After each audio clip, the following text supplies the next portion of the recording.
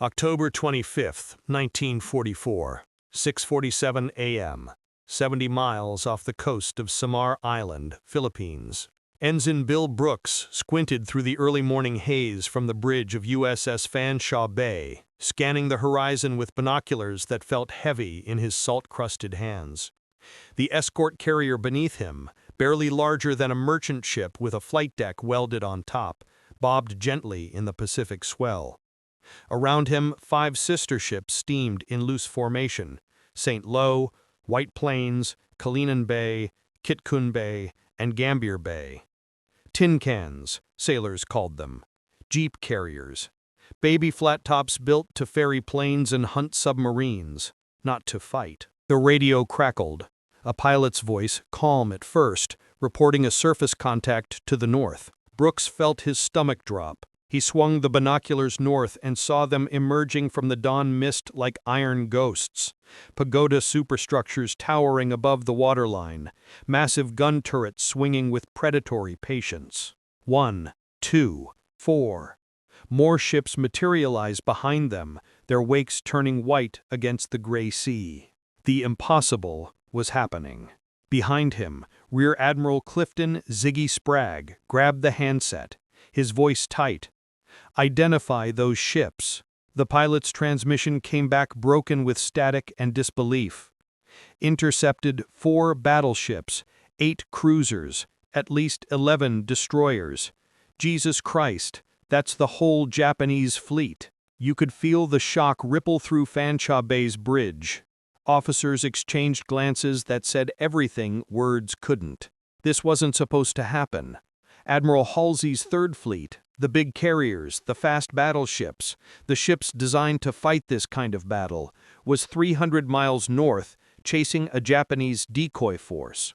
And now, steaming directly toward them at 20 knots, was Admiral Takeo Kurita's Center Force, the most powerful surface action group the Imperial Japanese Navy had left. Leading them was Yamato. 72,000 tons of steel and fury.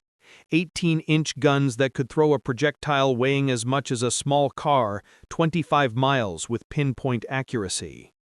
The largest battleship ever built, surrounded by her sisters Nagato, Kongo, and Haruna, with heavy cruisers Haguro, Tone, Chikuma, and Chokai forming a steel wall behind them. And between this armada and the vulnerable invasion beaches of Leyte Gulf stood Taffy 3, 6 escort carriers with 5-inch pop guns, 3 destroyers, and 4 destroyer escorts. Ships designed to escort convoys and provide air cover for amphibious landings, not to fight. The math was obscene. Each of Yamato's main guns could fire a shell larger than anything on an escort carrier. The Japanese heavy cruisers alone outweighed Taffy 3's entire screen. This wasn't a battle. It was a massacre waiting to happen. Spragg's hand gripped the railing. 55 years old, Iowa-born, every bit the careful tactician, he'd spent the war avoiding precisely this kind of surface engagement. He scanned the horizon again, as if the battleships might vanish like a mirage. On the bridge of Yamato, 18 miles north, Admiral Kurita was experiencing his own moment of disbelief, but his was edged with triumph. His force had been mauled for 3 days straight. Submarines, land-based bombers, carrier aircraft. Half his ships were already on the bottom. But he'd survived, pushed through the San Bernardino Strait in darkness while Halsey chased north, and now here they were, enemy carriers, silhouetted against the dawn, completely exposed. Fat, slow targets sitting 70 miles from the invasion beaches he'd been sent to annihilate. Kurita raised his hand. Across his flagship's massive decks, gun crews scrambled to battle stations. Inside Yamato's forward turrets, 100-man teams heaved shells into breaches and set rangefinders. In the Japanese admiral's mind, this was divine intervention. The American carriers that had terrorized his fleet for 3 days were finally within reach of his guns. At 6:58 a.m., Yamato spoke. The flash came first, a blooming orange explosion from her forward turret that lit up the morning. Then the sound rolled across the water like thunder torn from the earth itself, deep and primal. 3 shells, each weighing 3,200 pounds, arced through the sky toward White Plains. The first salvo fell short, geysers of white water erupting 300 yards ahead of the escort carrier's bow. But the Japanese gunners were finding their range. The next salvo would be closer. And the next, closer still. On the bridge of Fanshawe Bay, Sprague watched the towering water columns collapse back into the sea and made the calculations every commander dreads. His carriers could make 17 knots on a good day. The Japanese battleships could do 27. Running was suicide. Standing and fighting was suicide. And between him and the only possible escape, a squall line forming to the east, were 40 miles of open water. Admiral Kurita had every advantage: speed, firepower, armor, and numbers. But what Kurita didn't know, what no Japanese admiral could have ever imagined, was that the Americans in those helpless escort carriers weren't planning to run.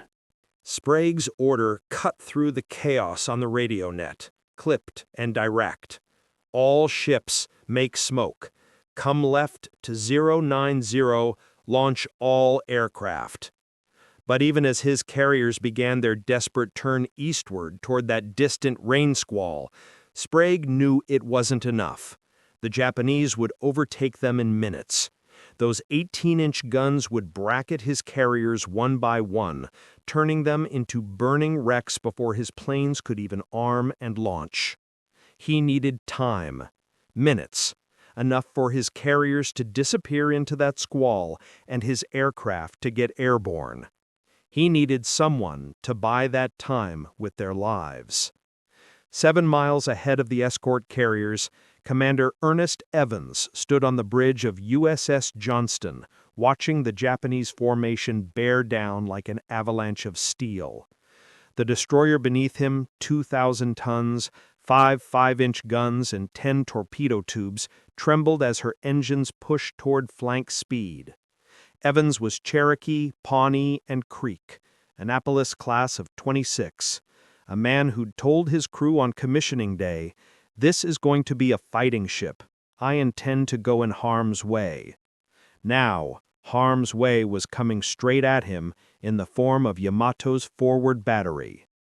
Through his binoculars, Evans could see the Japanese heavy cruiser Kumano leading the enemy column, her 8-inch guns already firing at the escort carriers behind him. The range was closing, 18,000 yards, 17,000. Soon those guns would find their mark. Evans turned to his officer of the deck. "All ahead flank, left full rudder, prepare to fire torpedoes." The orders made no tactical sense. Doctrine said destroyers screened the carriers, laid smoke, harassed at range. Doctrine didn't say charge alone into the teeth of 4 battleships and 8 cruisers. Doctrine didn't account for a Cherokee commander who'd grown up hearing stories about Little Bighorn and knew exactly what hopeless charges looked like. He was doing it anyway. Johnston heeled hard to port, black smoke pouring from her stacks as her engines screamed past their rated capacity. Behind Evans, his executive officers started to speak, probably to point out that they were about to take on the entire Japanese center force alone, but stopped when he saw the look on his captain's face. At 7:10 a.m., Johnston opened fire. Her 5-inch guns cracked in rapid succession, the concussion slapping across the bridge. The shells, 40 pounds each, mosquito bites compared to the 16-inch monsters coming back at her, arced toward the Japanese column. Evans wasn't trying to sink anything. He was trying to be seen, to pull attention, to make Admiral Kurita's gunners stop shooting at the carriers and start shooting at him. It worked. Kumano's forward turrets swung toward Johnston, then Yamato's secondaries, then Kongo's main battery. Within 30 seconds, every major combatant in the Japanese van had noticed the lone American destroyer charging straight at them. Shells began falling around Johnston like a steel rainstorm.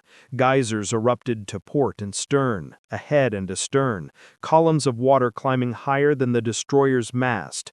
The roar was continuous, overwhelming, the ocean itself being torn apart by explosives. Inside Johnston's hull, men braced against bulkheads as near misses sent shockwaves through the steel plates. Evans never wavered. He stood at the centerline Polaris, calling range and bearing adjustments, staring Johnston into a slalom pattern between the shell splashes. 15,000 yards, 12,000, 10,000, closer than any destroyer should ever get to a battleship and survive. His torpedo officer's voice cracked over the intercom, "Range 9,000 yards. Recommend we fire now, sir." Evans shook his head. "Closer." 7,000 yards. The Japanese cruisers loomed massive now, their superstructures blocking out portions of the horizon. You could see individual gun turrets traversing, see the muzzle flashes rippling down their sides. Johnston was inside the range where every shell that missed by 100 feet still sent shrapnel screaming across her decks. "Fire torpedoes!" 10 Mark 15 torpedoes leapt from Johnston's tubes, splashing into the water and accelerating toward the Japanese line. Evans ordered hard right rudder, and Johnston heeled violently away, her wake a boiling white scar across the ocean. Behind him, Sprague was watching through binoculars from Fanshawe Bay, unable to believe what he was seeing. One destroyer, one, charging the entire Japanese fleet alone, buying minutes with pure audacity and controlled insanity. The torpedoes ran true. At 7:24 a.m., 3 explosions bloomed along Kumano's waterline, orange fire and black smoke erupting from her bow.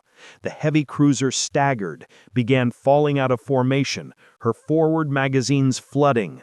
One of Admiral Kurita's most powerful cruisers, crippled by a destroyer that shouldn't have lasted 30 seconds. But Johnston wasn't done, and now, astern of her, Commander Amos T. Hathaway aboard USS Heermann watched Johnston's charge and made his own impossible decision. His ship was smaller, slower, armed with only 3 5-inch guns. A destroyer escort attacking battleships was beyond suicide. It was absurd. Hathaway gave the order anyway. All ahead flank, steer for the enemy formation. Then Lieutenant Commander Robert Copeland on USS Samuel B. Roberts, another destroyer escort even smaller than Heermann, saw both ships charging and keyed his radio, "We're going in with them." 3 ships against 23 against Yamato.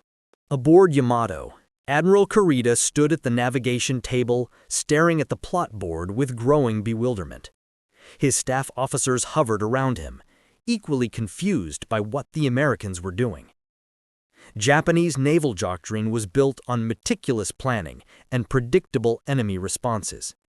Carriers fled when threatened by surface ships. Destroyers screened from safe distances. Small escorts never charged battleships head-on. These were fundamental rules written in blood across decades of naval warfare. The Americans were ignoring every single one. "Report," Kurita demanded, his voice sharp. His operations officer gestured at the plot, where grease pencil marks showed the American formation fragmenting into what looked like chaos. "Admiral, the enemy destroyers are... They're attacking, all of them, independently, at close range." Kurita leaned closer. 3 red marks showed American destroyers and destroyer escorts driving straight into his formation, firing torpedoes at point-blank range and weaving between his heavy units like they were the bigger ships. Behind them, the escort carriers were launching aircraft while steaming into a rain squall, trailing smoke so thick it was blanketing the ocean. "What are their capital ships doing? Where are their battleships?"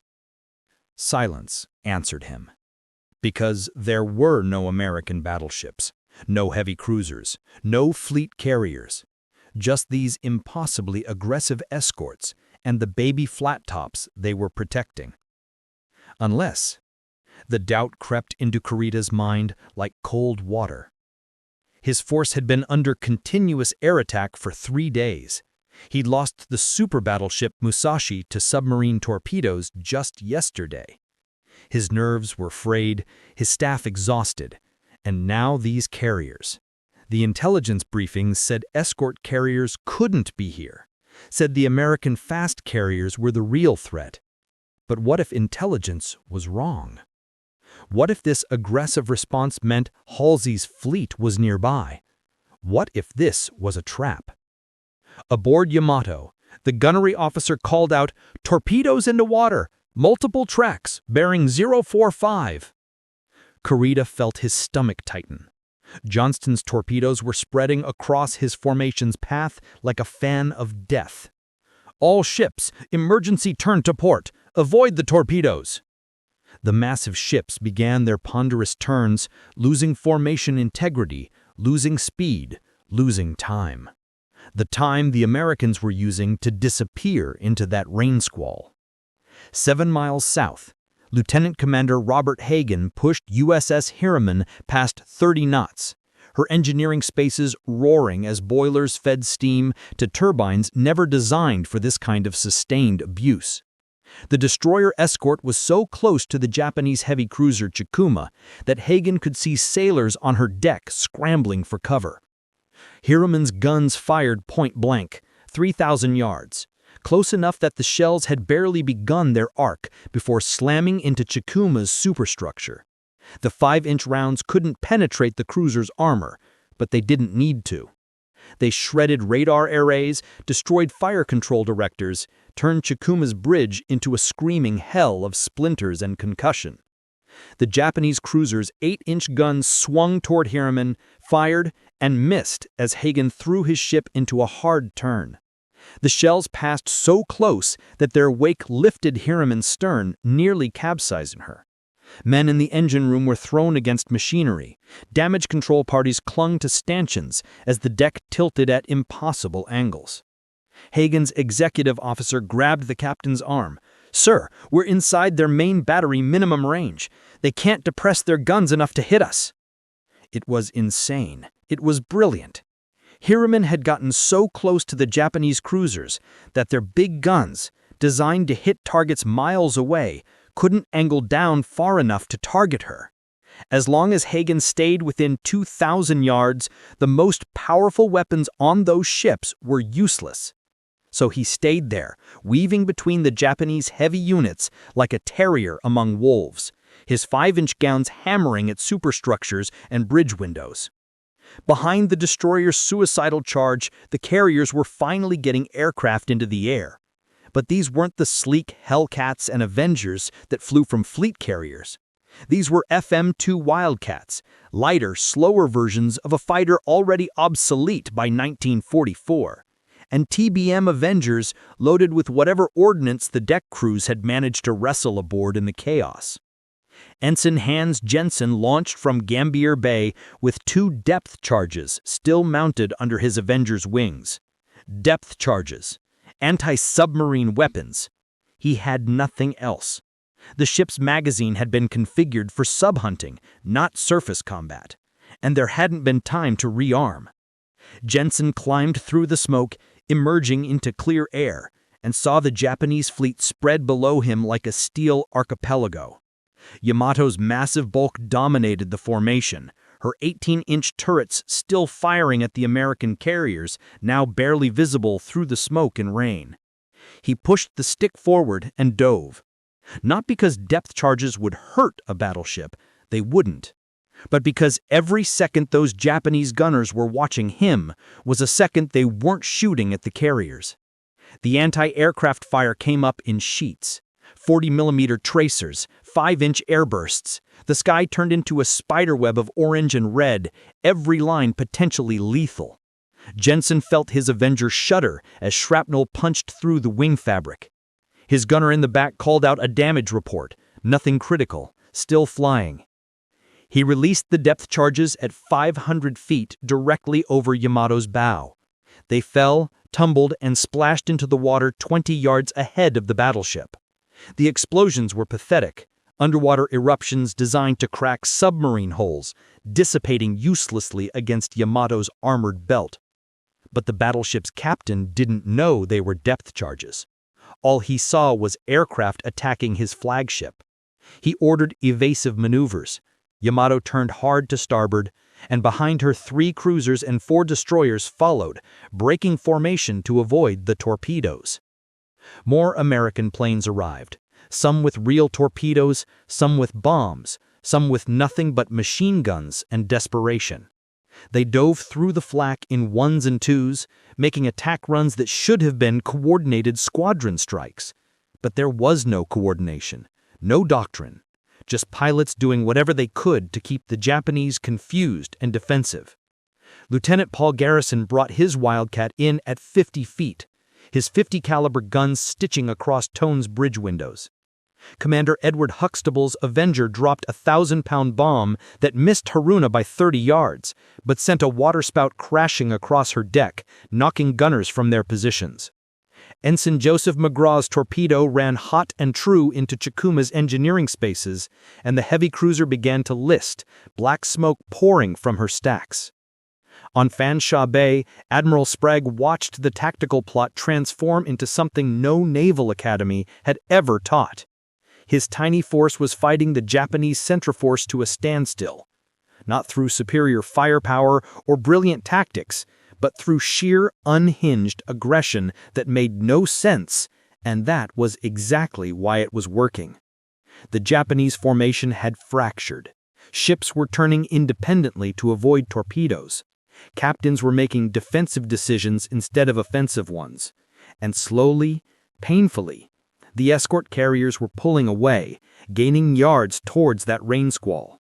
But the cost was mounting. Johnston took 3 14-inch shells from Congo, losing her bridge, her aft gun mount, and power to her steering. Samuel B. Roberts absorbed a direct hit from Chikuma that peeled open her port side. Gambier Bay, unable to keep pace, began taking repeated hits from the Japanese cruisers that had finally found their range. At 8:20 a.m., Gambier Bay rolled over and sank, taking 800 men with her. The first U.S. carrier sunk by surface gunfire since the war began. But by then, Taffy 3 had held the Japanese for 90 minutes. 90 minutes that shouldn't have been possible. And Admiral Kurita watching his formation scattered across 20 miles of ocean, his ships dodging attacks from destroyers that should have been annihilated, his cruisers damaged by aircraft that shouldn't have had enough ordnance to matter, made a decision based on exhaustion, confusion, and the nagging certainty that something about this battle felt wrong. At 9:11 a.m., Admiral Kurita gave the order that would haunt him for the rest of his life. All ships, cease action, reform, and withdraw to the north. His staff officers stared at him. Captain Otani, his operations officer, stepped forward. "Admiral, the enemy carriers are within reach. Another 20 minutes and withdraw." Kurita's voice was flat, final. "We are reforming." On the plotting table before him, the tactical picture looked like madness. His formation was scattered across 30 miles of ocean. Kumano and Chikuma were crippled. Suzuya was dead in the water, her magazines cooking off. His destroyers were low on fuel and ammunition. And somewhere beyond that smoke and rain, American reinforcements had to be coming. Had to be. Because nothing else explained what had just happened. 6 escort carriers and a handful of destroyers didn't fight like this, couldn't fight like this, unless they were buying time for Halsey's fast battleships to arrive, unless this entire engagement was designed to lure his exhausted force into a trap. Kurita had spent 3 days being hammered by American carrier aircraft. He'd watched Musashi absorb torpedo after torpedo until she rolled over and died. He'd seen cruisers explode from single bomb hits. The Americans had endless aircraft, endless ships, endless everything. And now, after 90 minutes of the most confused, aggressive, impossible surface action he'd ever experienced, his damaged ships were scattered and his formation was in chaos. The smart decision, the decision that would save his remaining ships, was to withdraw. So he gave the order. 7 miles south, through smoke so thick you could taste metal in the air, Commander Ernest Evans sat propped against Johnston's wrecked chart table, blood soaking through the bandages wrapped around his left hand where 2 fingers used to be. His ship was dying beneath him. No bridge, no power, no rudder. The deck listed 15 degrees to port, and through the gaping hole where the aft gun mount had been, you could see straight through to the ocean. His executive officer appeared through the smoke, face blackened. "Skipper, we're flooding from 6 compartments. Engineering's gone. We've got maybe 10 minutes before she goes under." Evans nodded slowly. He could feel it. That subtle change in how a ship moves when she's given up, when the sea has won. Around him, his crew was abandoning ship, sliding down lines into the water, clinging to debris. 327 men. His men. "Pass the word," Evans said quietly. "Abandon ship. All hands over the side." He stayed until the end, one hand gripped on the tilting bulkhead, watching her ship settle deeper. Johnston had charged the entire Japanese center force, had crippled a heavy cruiser. They had bought the carriers time they should never have had, and now she was going to the bottom. At 9:45 a.m., USS Johnston rolled to port and slid beneath the surface. Commander Evans went down with her.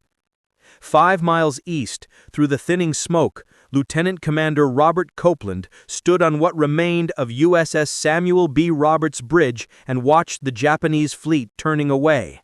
His destroyer Escort was a floating wreck, fires burning in 3 compartments, her keel broken, taking water faster than the pumps could handle. But she was still afloat. Barely. "They're leaving," his navigator said, voice filled with disbelief. "The Japanese are breaking off." Copeland raised his binoculars with hands that shook from exhaustion. Through the haze, he could see the distinctive pagoda masts of the Japanese battleships turning north, pulling away, disappearing back toward San Bernardino Strait. They had won. Somehow, impossibly, they had won. No, not won. Survived. Made the Japanese flinch. Made them question. Made them believe that 6 escort carriers were worth retreating from. Samuel B. Roberts would sink 2 hours later, but by then, every man who could be saved was in the water, waiting for rescue. On board Fanshawe Bay, Admiral Sprague lowered his binoculars and realized his hands were trembling. The Japanese were withdrawing. The most powerful surface action group in the Imperial Navy was turning away from 6 escort carriers, from Taffy 3, from ships that weren't supposed to survive the first 15 minutes of contact. His communications officer approached, holding a message flimsy. "Admiral, we're receiving reports from our screen. Johnston is down. Samuel B. Roberts is sinking. Hull went under at 0930. Gambier Bay is gone." Sprague's jaw tightened. 4 ships, over 1,000 men. The price of those 90 minutes. But behind him, still afloat, steaming, Fanshawe Bay, St. Lo, White Plains, Kalinin Bay, the carriers that should have been sunk in the war's most one-sided surface engagement. The invasion beaches at Leyte Gulf untouched.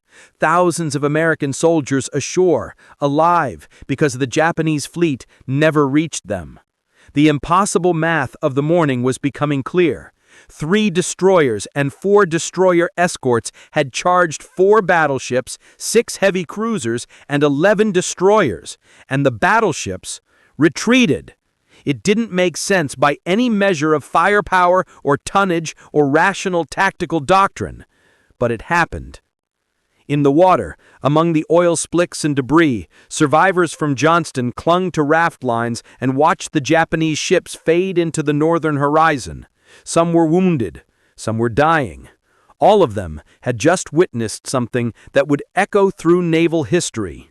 the day the underdogs made giants blink. Aboard the retreating Japanese cruiser Tone, a young gunnery officer named Takeshi Naito stood at his battle station and tried to process what he just experienced.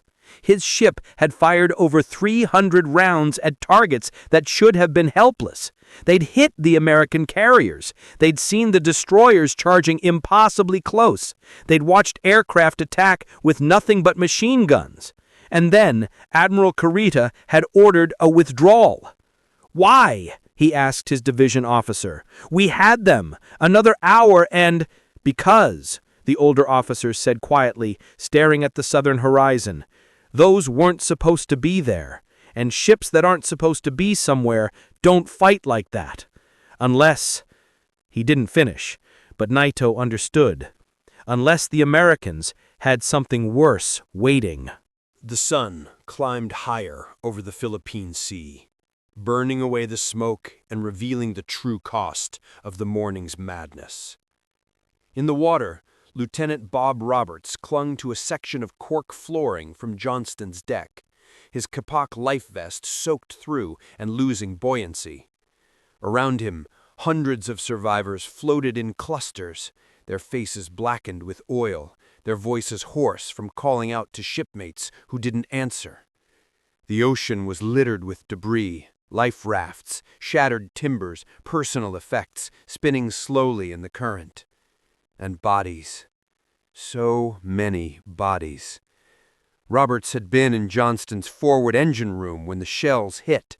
He'd climbed up through flooding compartments, felt the ship shudder and die beneath him, jumped into water that tasted like fuel and blood.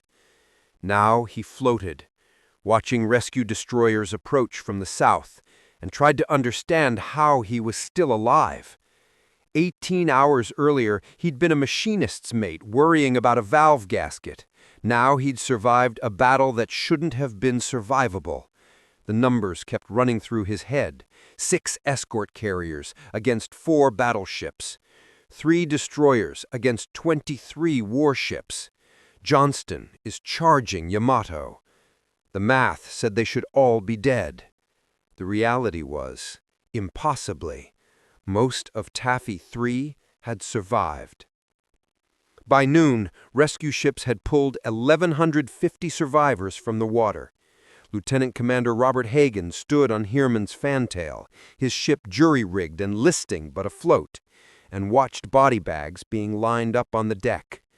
43 of his crew.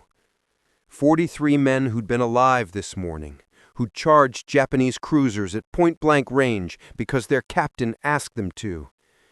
His executive officer approached. "Skipper, preliminary damage reports are in. We took 14 major caliber hits, bows barely attached. We're making 6 knots, but we're making way." Hagen nodded, too exhausted for words. Heerman had gotten inside the Japanese cruiser's minimum gun range and stayed there, dancing between giants, and somehow, lived to tell about it. His ship looked like she'd been fed through a shredder, but she was still a ship, still floating, still heading home. 200 miles north, aboard Yamato, Admiral Kurita sat alone in his cabin, staring at the action report his staff had compiled. The words blurred together. Enemy carriers identified as Essex class, estimated 6 fleet carriers. Aggressive destroyer screen suggests major fleet units in vicinity. All wrong. All assumptions were made by exhausted men who'd seen what they expected to see instead of what was actually there. The carriers weren't fleet carriers. They were escort carriers, glorified merchant hulls with flight decks.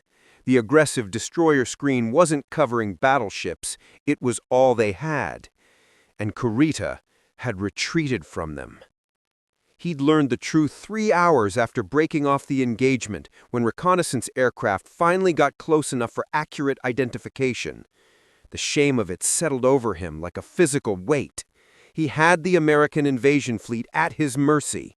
He'd been 40 miles from the beaches, from the thousands of vulnerable transports and supply ships. His mission, the entire reason for this operation, had been within reach.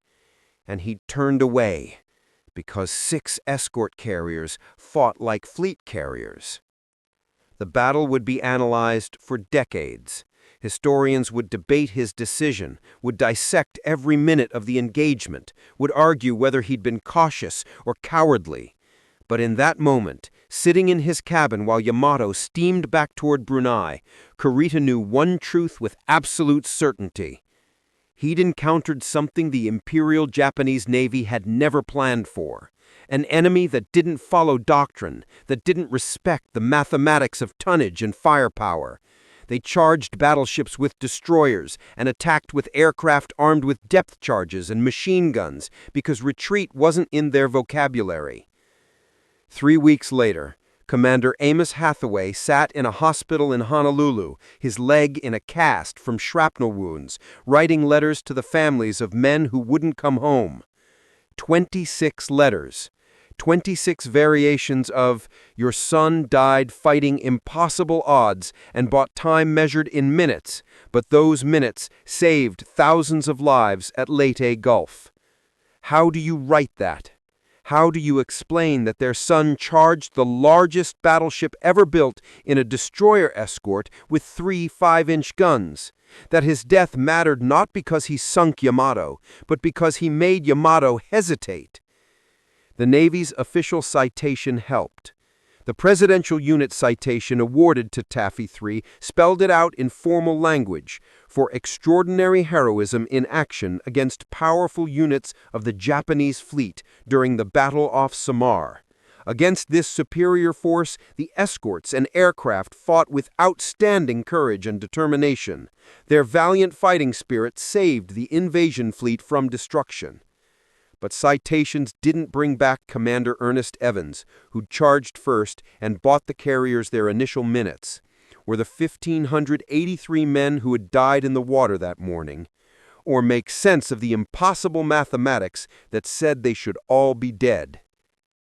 On November 15, 1944, Admiral Chester Nimitz stood before the assembled press in Pearl Harbor and tried to explain what had happened off Samar.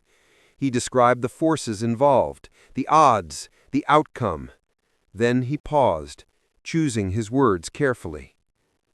The forces engaged in this action were so disproportionate that the engagement should never have lasted more than 15 minutes, that it lasted over 2 hours, and that the American force not only survived but drove off the enemy represents one of the most remarkable examples of courage and fighting spirit in naval history.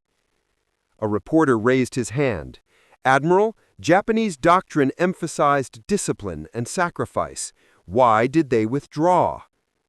Nimitz considered the question.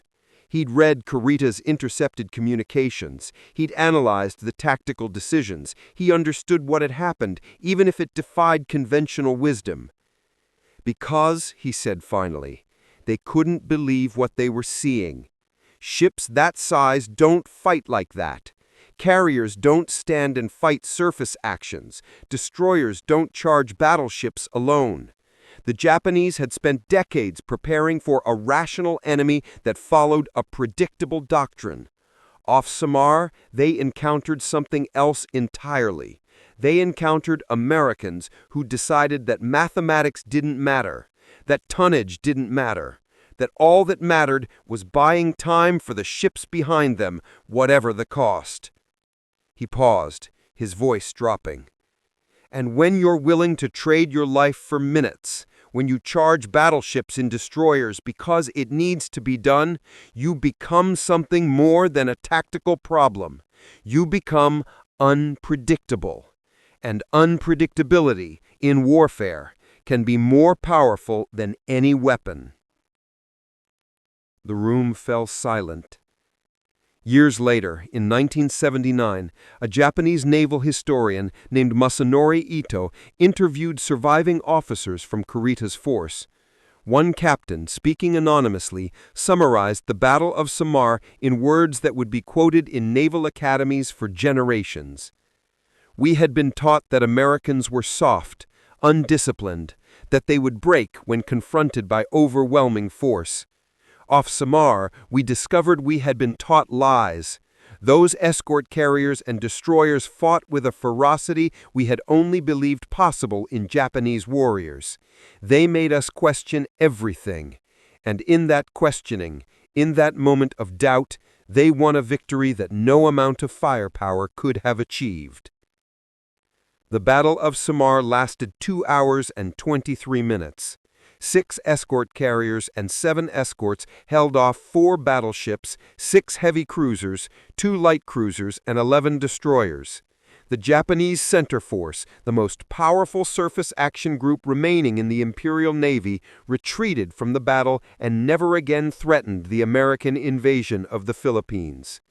The Americans lost 4 ships and 1,583 men. The Japanese lost their last opportunity to influence the outcome of the Pacific War. And in those impossible 90 minutes, a handful of escort carriers and destroyers proved that wars aren't won by the side with the biggest guns or the heaviest armor. They're won by the side that refuses to accept that the mathematics say they should lose. Sometimes the impossible just needs someone crazy enough to try.